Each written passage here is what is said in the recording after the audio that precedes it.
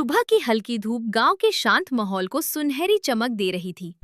अन्या अपनी गुलाबी फ्रॉक पहनकर मुस्कुराते हुए बगीचे में कूदती फांदती आई। थोड़ी ही देर में उसकी तीन प्यारी दोस्त मीरा, जोया और इनाया दौड़ती हुई गेट से अंदर आ गईं। चारों मिलकर रंग बिरंगे फूलों के बीच टैग खेलने लगी। इनाया एक झाड़ी के पीछे छुप गई, अपने हाथों में छोटी सी नोटबुक पकड़े हंस रही थी। जोया अन्या के पीछे भागी और दोनों की चोटी हवा में लहराने लगी।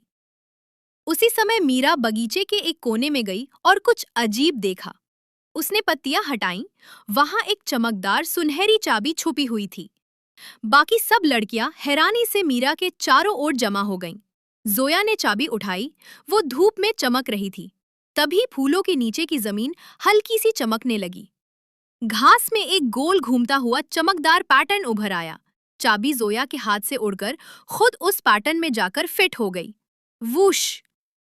जमीन में एक छुपा हुआ लकड़ी का दरवाजा प्रकट हो गया।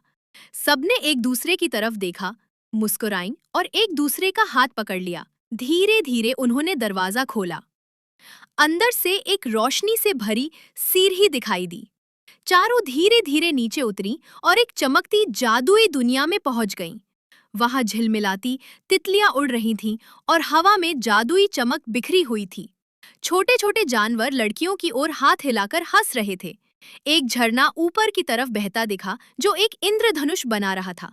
अचानक हवा में एक छोटी सी परी प्रकट हुई। उसका नाम था लूमा। लूमा उनके पास उड़ती आई, पीछे चमकदार ग्लिटर की रेखा छोड़ते हुए। उसकी आंखों में बैंगनी चमक थी और चेहरे पर प्यारी सी मुस्कान। लूमा ने एक रोशन क्रिस्टल उनकी ओर बढ़ाया।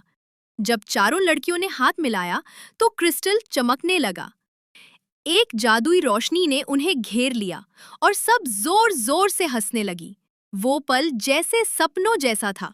फिर वो धीरे धीरे ऊपर लौट आईं और दरवाजा अपने आप धीरे से बंद हो गया।